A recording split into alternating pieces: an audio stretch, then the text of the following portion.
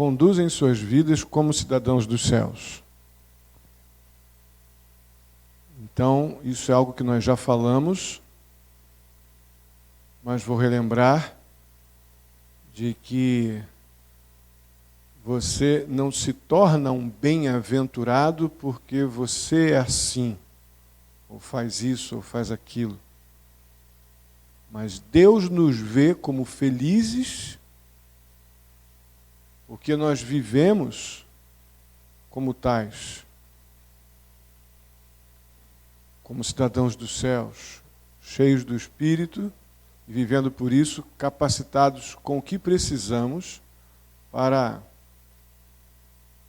revelar no nosso dia a dia, na nossa vivência, na nossa vida diária, as virtudes do reino do Senhor. Não é? Então nós já falamos sobre os humildes ou pobres em espírito. É deles o reino dos céus. Os que choram pela sua pecarem contra o Senhor, e a Bíblia diz que serão consolados, ou seja, teremos a segurança de que o que foi feito na cruz é suficiente para que a minha lágrima seja enxugada. Então não é qualquer lágrima, não são aquelas lágrimas de manipulação, aquelas lágrimas inúteis, mas é a lágrima que vem em consequência do meu convencimento do meu próprio pecado e o entendimento de que pequei contra Deus. Isso gerando então um profundo quebrantamento de alma, que me leva a chorar pelo meu pecado. Então a cruz de Cristo, os efeitos da cruz na vida daquele que é um pecador confesso, redimido pelo sangue de Cristo, vem e nos consola com a segurança do perdão, e nossas lágrimas então são enxugadas. Aí depois nós vemos os humildes ou mansos, aquela expressão, né, que eu falei para vocês, que na nossa NVI está humildes, mas na Almeida Corrigida e Fiel, revista atualizada, revista corrigida, usa a expressão mais literal do texto original, que seria o manso no espírito, que é uma modalidade de humildade também, que nos coloca numa posição de consciência do pecado e uma postura de sujeição a Deus completa e aos outros ao meu redor, em função disso.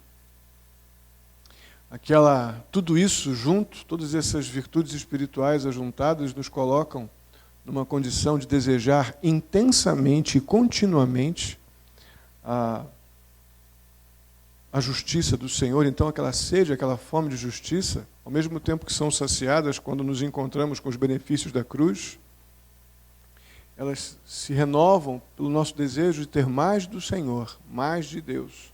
Quanto mais reconheço o que a cruz fez comigo, para o meu bem, para minha redenção, meu livramento da culpa, da escravidão, do pecado, mais eu desejo o Senhor, mais eu vou na direção dele. Isso se aplica também à maneira como lidamos no mundo que a gente vive, respeito às implicações da justiça social que vemos na Bíblia de Gênesis e Apocalipse. Vimos semana passada os misericordiosos, né? E foi muito legal eu poder também trazer à mente verdades espirituais sobre isso que foram muito úteis, estão sendo. E uma das coisas que eu fico mais surpreendido à medida que vou relembrando e repensando esses textos, é aquilo que disse para vocês semana passada. Vai ser inútil se nós ouvirmos tudo que estamos ouvindo e não começarmos um processo diário e intenso de confrontação. Eu estou vivendo assim, eu sou isso, é assim que eu procedo como cidadão do céu aqui, nesta vida, porque a Bíblia diz que o manso herdará a terra. A Bíblia diz que aqueles que têm sede e fome de justiça serão plenamente supridos pelo Senhor. Os misericordiosos encontrarão misericórdia da parte de Deus. Então, se somos esses felizes que Deus nos vê do céu e nos identifica como os felizes dele ou nele, são coisas que nós precisamos, na nossa dinâmica de vida cristã, encontrar. E mesmo quando fracassamos, como bons, ou bons é complicado, né? Mas como pecadores, chamar de bons pecadores é cruel, né? Chamar de maus pecadores é diminuir muito o pecado. Chamar de bom pecador é meio duro. Então deixa o pecador que está bom. Né? Como pecadores, nós, sem dúvida alguma, sermos apreciados ou vistos do céu como pessoas felizes, não porque estão com tudo dando certo, mas felizes porque têm as marcas dessa cidadania celestial. Deus olha para mim e encontra as marcas do reino dele em mim, nas minhas ações, reações, ânimo, vontade. Então esses o Senhor diz que são felizes e têm parte em todos os benefícios do céu.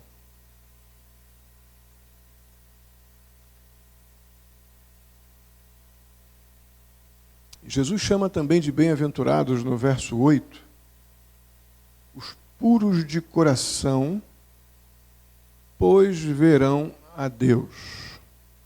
Mais um grande desafio a gente encontra aqui. A ACF, a revista atualizada, vai expressar essa mesma ideia de puros, né? Ideia de limpos. Francamente, também eu concordo que seria uma melhor tradução, algo mais literal. Mas puros e limpos aqui são sinônimos. Aí o Senhor Jesus diz, olha, felizes são também aqueles que já vivem na sua dinâmica de vida a realidade da pureza ou da limpeza de alma, de ânimo, de vontade, de coração. Essa expressão de coração está, obviamente, querendo, mais uma figura, né, de linguagem, uma espécie, é um tipo de pureza que Jesus está se referindo aqui, da mesma forma como lá no contexto do verso 3, onde vemos o humilde em espírito, que é um tipo de humildade. Depois vemos o manso, que é um outro tipo de humildade. Aqui, a ideia do humilde em espírito é que a pessoa é, de uma forma, espiritualmente mesmo, ela é absolutamente dependente de Deus. Ela é pobre porque ela, não exatamente por causa de recursos materiais, que pode ser também, mas ela tem uma postura, né, de atitude de completa dependência, totalmente diferente daqueles que se sentem seguros por causa do bom emprego, por causa do bom salário, por causa do sucesso que esse mundo possa trazer. Mas aquela pessoa que tem a consciência tão grande da sua fraqueza, da sua carência de Deus, que ela se coloca diante de Deus numa total submissão a esse tipo de humildade, que é o que está ligado à ideia de humildes em espírito. E aqui a relação com o limpos de coração é interessante. Com o que se compara o limpo de coração? Aí vem duas linhas de pensamentos que a gente vai precisar tratar para lidar com essa ideia, com essa bem-aventurança. Já que o limpo, ou melhor, o humilde em espírito é esse que se quebranta, esse tipo de humildade que se rende aos pés da suficiência de Cristo e da sua total incapacidade de, por méritos próprios, obter alguma coisa do Senhor. Esse limpo de coração que a gente vê aqui nesse verso 8, ele tem duas possibilidades de aplicação que eu considero bastante interessante a gente ver as duas. A primeira lida com a ideia mais comum, quando se lê esse texto, que é uma ideia de pureza interior. Né? A pessoa numa pureza de alma, a ideia... A proposta dessa interpretação é um livramento dessa impureza moral, daquela imundície moral, comparada com aquilo que os judeus chamavam de impureza cerimonial. Era uma coisa assim muito interna, muito íntima, muito do coração. E Jesus fala sobre isso quando ele entra naquela controvérsia com os fariseus lá, que estão obcecados, né, pelo exterior. Os fariseus estavam obcecados por se mostrarem puros exteriormente. Aí vem Jesus e está falando, olha, a pureza interior, ela que vai comandar as reações exteriores. Lá em Lucas 19:39 diz lá, né? Vós, fariseus, limpais o exterior do corpo e do prato, mas o vosso interior está cheio de rapina e perversidade. Eu estou lendo na versão revista e atualizada. Jesus também, em Mateus 23, 25-28, eu fiz aqui um popurrí do versículo, e Jesus chama eles também de sepulcros caiados, né? Que por fora são bonitinhos e arrumados, mas interiormente são cheios de hipocrisia, são cheios de maldade, são cheios de iniquidade. Então, literalmente, a ideia aqui desse puros ou limpos de coração é aqueles que estão, nessa primeira forma de aplicar, é aquela pureza interior que é totalmente diferente da pureza cerimonial, que é exterior, da pureza aparente. Que essa aí a gente tem uma tendência natural de persegui-la, né? Gastamos muito pouco tempo com a pureza da vontade íntima, essa que Jesus insiste tanto que os fariseus comecem a buscar. Nós também não somos rápidos nisso. Geralmente preservamos ou lidamos melhor com essa pureza de alma, de coração, de vontade, geralmente quando estamos em posições de grande adversidade. Falamos bastante sobre isso no GECOM ontem. E passamos mais tempo naquela situação de demonstração de hiperespiritualidade, com uma mostragem, com um vocabulário, com uma aparência, talvez até com alguns ritos, com alguns rituais, com algumas rotinas, que na verdade mantém anonimato o que de fato está no meu coração. Por pouco tempo, mas mantém. E isso que Jesus recrimina tanto. Então Jesus dá uma forte ênfase à questão interior e esse aspecto da moral do crente, de permanecer na verdade de Deus e não na sua pseudo-verdade. Aqui há a comparação com, obviamente, o problema exterior, essa ideia de impureza cerimonial, né?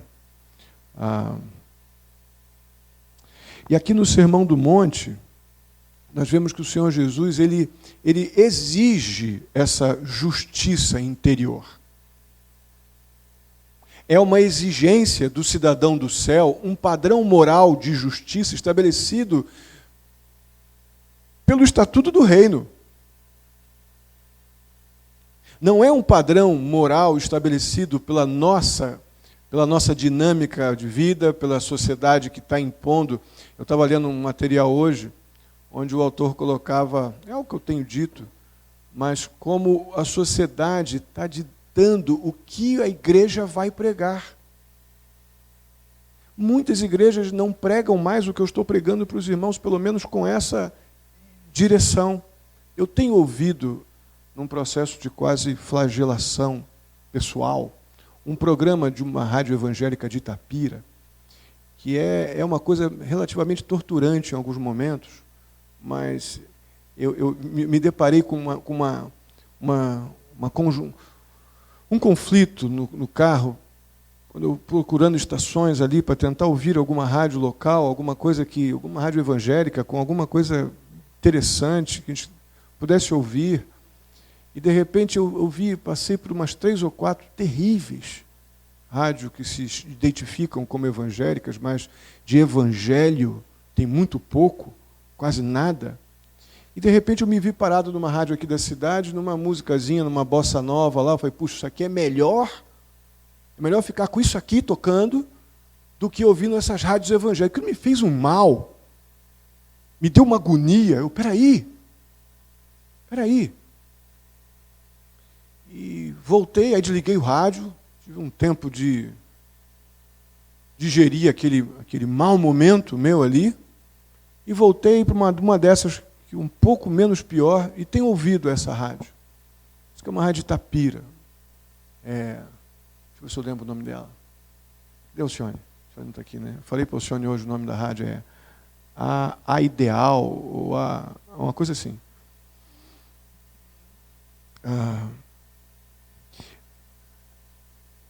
E a gente ouvindo o tempo todo uma linguagem de justiça própria. Eu creio que muito bem intencionados, mas uma linguagem diferente do padrão estabelecido pelo Senhor Jesus Cristo para os cidadãos do seu reino,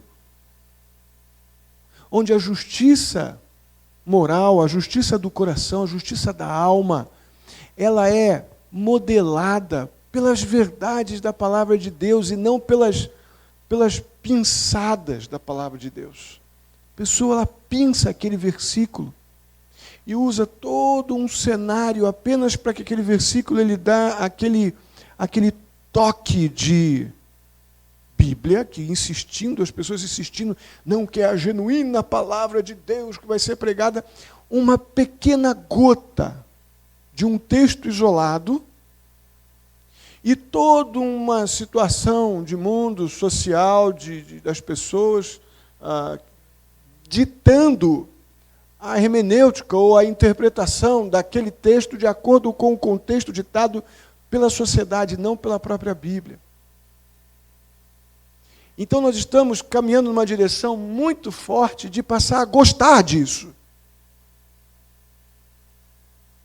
De até procurar aqueles que, isso já acontece, que falam o que tem toda essa purpurina evangélica, mas que está muito longe de uma pureza de coração, fruto de um estado de justiça interna gerada pelo poder, pela vontade, pela graça e pela palavra do Senhor. Isso cada vez está mais forte. Mas o Sermão do Monte, ele o tempo todo, ele nos leva, ele nos impõe uma justiça de alma gerada pelos padrões de Deus, no lugar daquela justiça meramente proveniente de regrinhas, regras e costumes. Essa justiça modelada por circunstâncias que eu estabeleço, as regrinhas que vão moldar o meu comportamento, estão completamente distantes da pureza de coração que o Senhor diz aqui que o bem-aventurado tem. Como nós temos que fugir disso, que nós somos muito rápidos, irmãos, a nos conformar e achar que tudo que precisamos são regras. Mas tudo que nós precisamos é ser bem-aventurados, ou ser vistos do céu. Jesus olhar assim, tem um bem-aventurado meu ali. Por quê? Porque o coração dele é íntegro. Eu não me torno íntegro, repito, para ser um bem-aventurado. Eu sou um bem-aventurado porque eu sou manso, pobre em espírito, misericordioso e puro, limpo de coração. Isso tem me afligido, no sentido de que eu preciso passar mais tempo insistindo em me comportar como cidadão do céu, tanto na adversidade quanto no tempo favorável. Caso contrário, irmãos, a gente deixa de ter a segurança. Essa frase não está boa. A gente não se porta como alguém que confessa que se morrer hoje vai estar com Cristo amanhã, ou hoje ainda, né? Porque a gente sai das qualificações de herdeiros, de plenamente cuidados, filhos de Deus, cidadãos dos céus e coisas assim. Então, esse reagir a esta tendência que nós temos de nos dedicar a uma realidade de pureza cerimonial, ditada pelas regrinhas que a gente gosta de criar para se sentir confortável, isso não tem nada a ver com a pureza de coração, ou os limpos de coração. Porque o limpo de coração gasta todo o seu tempo buscando esse padrão moral, esse padrão interior, de pureza interior, a partir da confissão de pecados, do reconhecimento da justiça de Deus, da santidade de Deus e daquele princípio, né, de que aquele que esconde os seus pecados não prospera, mas aqueles que confessam e abandonam encontram misericórdia. Provérbios 28, 13. Eu creio que é uma grande característica desses que estão trabalhando pela pureza de coração. Uma outra possibilidade de aplicação dessa bem-aventurança é pensar nessa questão da pureza de coração, se referindo especificamente aos nossos relacionamentos. Esse limpo de coração, ou esses limpos de coração, são pessoas que estão livres da tirania do eu dividido. É tirânico esse processo. O que será um eu dividido? É você ser uma pessoa aqui e outra em casa. É você ser uma pessoa aqui e outra no trabalho. É você ser uma pessoa aqui e outra nas situações de tensão.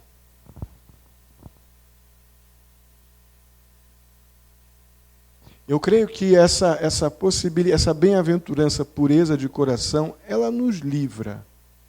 Essa intensa busca por um interior lavado, moralmente redimido no sangue de Jesus Cristo, ele nos livra desse eu dividido.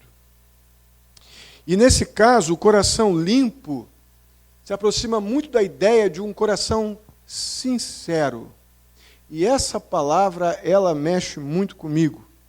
O Salmo 24, no verso 4, na versão revista atualizada, vai dizer que uma pessoa limpa de mãos e pura de coração é aquela que não entrega a sua alma à falsidade e nem jura dolosamente. Vou repetir. O Salmo 24, verso 8, na RA, na revista atualizada. Ela vai dizer que a pessoa limpa de mãos e pura de coração é aquela que não entrega a sua alma à mentira, ou seja, à falsidade, e nem faz juramentos enganosos ou dolosos. Ou seja, o relacionamento dessa pessoa com Deus e com as pessoas está livre de mentira, está livre daquilo que não é verdadeiro, está livre daquilo que é falso. Uau! Então esse limpo de coração aqui está muito dentro da ideia de um coração, da pessoa que tem um coração realmente sincero, livre da mistura, ou livre do eu dividido, livre do falso. E a gente tem que pensar um pouquinho nessa palavra, nessa expressão. A origem da palavra sincero é muito interessante. Muito interessante. É uma mensagem que eu preguei há muitos anos atrás, que eu acho que em Isaías, quando fala do olheiro trabalhando com barro e fazendo vaso. Eu falei sobre isso, sobre a etimologia, a origem dessa palavra, né? E essa palavra sincera ou sincero, ela vem da junção de duas palavras em latim. É o sim e o sera. Ela tem essa arrumação de prefixo e sufixo. Uma versão mais comum da aplicação dessa expressão da palavra sincera na sua origem vai nos levar à aplicação para ela o período de Roma, no primeiro século. Os escultores desonestos daquele tempo, o que eles faziam? Quando eles esculpiam uma estátua de mármore, e essa estátua ficava com alguns defeitos, umas pequenas trincas, rachaduras, o que eles faziam? Eles usavam um tipo de uma cera especial para colocar ali naquela trinca, naquela rachadura, para ocultar, esconder aquelas imperfeições, aqueles possíveis impedimentos para que aquilo ali fosse vendido, né? De modo que o comprador não veria aquilo, porque aquela cera era perfeita, ela cobria a trinca, mas, na verdade, aquela estátua não estava perfeita, ela estava com cera recobrindo de forma artesanal àquela estátua, mas era uma estátua defeituosa, era uma estátua com imperfeições. Depois que a pessoa comprava a estátua, então ela ia com o tempo descobrir as imperfeições naturalmente. Descobrir que aquela escultura não era sincera. Uma outra possibilidade ainda, eu falei dos escultores desonestos, né? Agora, os escultores honestos daqueles dias, primeiro século em Roma, eles faziam questão de dizer que as suas estátuas, seu material era sem cera. Sim, cera. Faziam questão. Ou seja, não tem nada escondido. Não tem nada escondido. Nossa escultura está certinha. Uma outra versão para a origem dessa palavra, eram os artesãos que fabricavam os vasos, né? Vasos de porcelana, então os vasos da época, né? do primeiro século lá em Roma.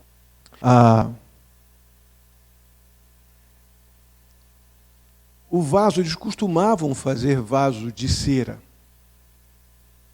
Era um material próprio que eles usavam, um tipo de vaso, que era mais uma cera de altíssima qualidade. Era uma cera pura. Esse vaso era tão puro, esse vaso de cera, essa cera especial, que ele era transparente. Ele permitia que se colocasse algo dentro daquele vaso, era translúcido, então poderia se ver o que estava dentro do vaso, obviamente pela transparência daquele vaso. E os romanos, eles achavam aquilo espetacular. E diziam que aquele vaso era um vaso perfeito, límpido, e ele não tinha qualquer outro tipo de cera, mas ele usava a cera mais pura, ou seja, aquela cera tão pura que permitia que se visse o outro lado.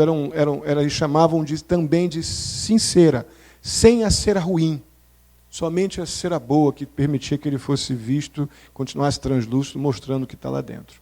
Então, daí que vem essa expressão sincera que nós usamos hoje, dentro da ideia de todos os seus caminhos, né? Todas as suas derivações, a ideia de sinceridade, honestidade, clareza, fidelidade. Então, esse puro de coração seria uma pessoa sem mistura. Esse puro de coração seria uma pessoa sem cera, sem a cera ruim. No caso dos vasos, e sem a cera que camufla a trinca das esculturas. O limpo de coração seria um sine cera, que seria a expressão melhor, diretamente do latim. Ou seja, sem desonestidade camuflada, sem dissimulação, sem ódio no sentido de amargura escondida atrás de um vaso consertado com uma cerinha para disfarçar. É duro afirmar o que eu vou fazer aqui, o que eu vou falar aqui agora, mas essa não é uma qualidade comum do ser humano. Ser sine cera. É muito mais comum que sejamos pessoas com trincas camufladas com cera do que sem cera. Isso é horrível. Isso é uma tristeza. Eu creio que o Senhor Jesus sabe tanto disso, que Ele nos exorta. Eu estava pensando nisso, né, ontem, hoje, enquanto preparava esse material, ou revia, do porquê que eu tenho o Espírito Santo. Por que você tem o Espírito de Deus? Para que você seja um homem ou uma mulher sem cera. É para isso que temos o Espírito de Deus. Para que eu seja misericordioso. Que eu seja manso nesse padrão aqui, pobre em espírito desse jeito. Porque não é natural o nosso. O nosso natural é sermos pessoas hipersensíveis, superofendidas, vingativas, carnais. Esse é o nosso natural. Nós recebemos o Espírito de Deus para não sermos naturais nessa realidade de mundo que é comum o uso da cera. Se somos habitados pelo Espírito de Deus, isso aqui não é uma regrinha, mais uma regrinha para os outros.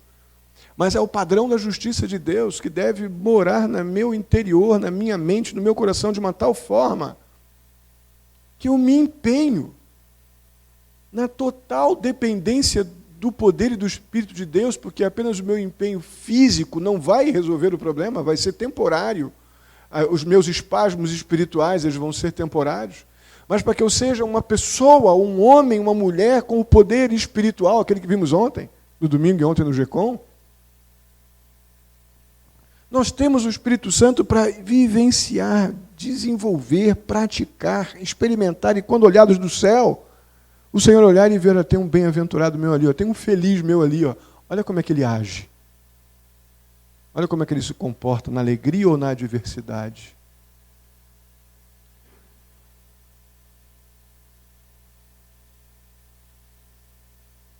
Nós somos incrivelmente tentados pela nossa própria carne. Não nem botar culpa no mundo, não. A usar sempre um tipo de máscara. A caiar o sepulcro. Somos muito tentados a caiar o sepulcro. Mas é algo que a gente tem que reagir e combater, porque o sepulcro é a ilustração de algo que está morto. Gente, se nós estamos em Cristo, nós somos novas criaturas. Só você e o Senhor vão poder agora estabelecer, nós vamos orar por isso, é para ver o período de tempo das 24 horas do meu dia, quanto tempo eu passo como um sepulcro caiado e quanto tempo eu passo como nova criatura.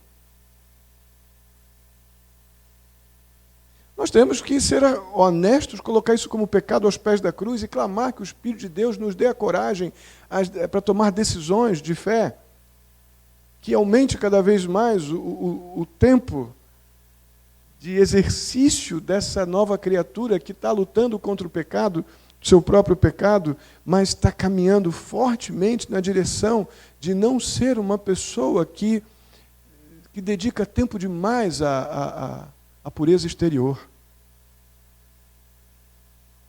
Precisamos ser aqueles que buscam intensamente esse padrão de justiça de Deus, que vai tratar essa pureza, essa limpeza interior, para que o homem exterior, para que a pessoa, o ser humano, a mulher, o homem, a criança, seja quem for, possa revelar então o que está dentro, sem precisar ficar se mascarando para representar um papel diferente, enfim, de acordo com a situação, de acordo com a ocasião. Algo que a gente tem que definitivamente botar um não nessa coisa meio paradoxal.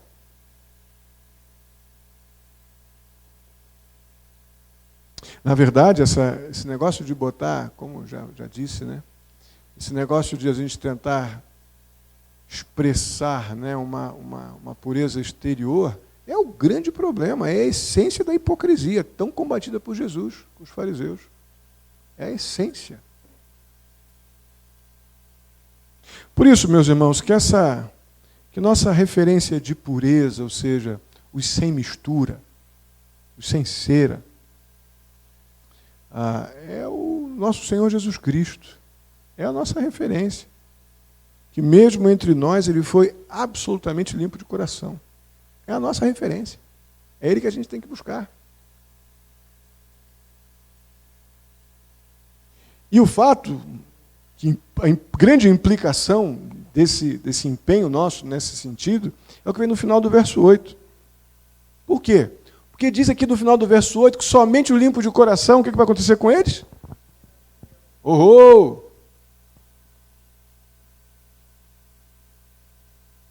É isso aí. É lógico que nós vemos agora o nosso Senhor com os olhos da fé, cremos, percebemos, desfrutamos dessa segura presença do Senhor em nós, mas o fato é que a Bíblia nos assegura que muito em breve nós vamos ver plenamente, perfeitamente, lá 1 Coríntios 13, 12, nos afirma que o veremos como Ele é, não como por espelho, mas face a face. Isso vai acontecer. Então eu não tenho que ficar imaginando que algum tipo de filosofia ou alguma linguagem figurada. Não, o texto está dizendo que o limpo de coração vai ver o Senhor, 1 Coríntios 12:13 confirma. Então nós temos que dar peraí, quanto tempo eu estou passando da minha vida cristã me empenhando pelo exterior e despreocupado com o interior. O limpo de coração ele faz o contrário. Ele dedica-se a esta pureza interior a partir do padrão de justiça das bem-aventuranças, do reino de Deus, e o homem exterior, então, ele é afetado por isso. Esses verão o Senhor. Amém? Vamos ficar de pé, vamos orar.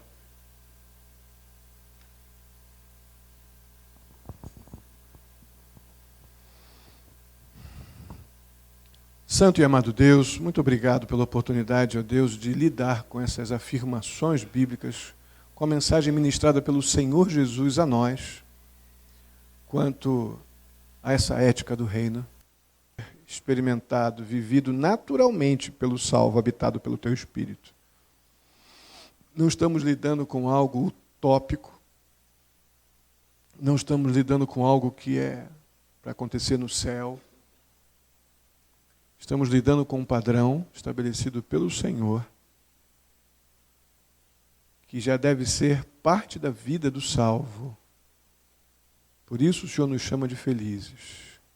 A nossa felicidade, então, ela vem de um padrão de vida moldado pelas realidades do Teu reino. Nos ajuda a compreender isso e andar dignamente, com nossa vontade, o nosso ânimo moldado pelo que o Senhor ministra a nós, ó Pai, nesse tão claro sermão. Assim eu te peço pela vida de cada um, que haja confissão de pecados, que haja, ó Deus, coragem para recomeçar onde for necessário, mas que o Teu Espírito, ó Pai, que habita naquele que crê no Senhor, nos capacite, Deus querido, a nos movermos diariamente, continuamente, intensamente, para vivenciarmos de forma natural e desejada as realidades de um cidadão do céu. Assim eu te peço e agradeço no nome de Jesus. Amém.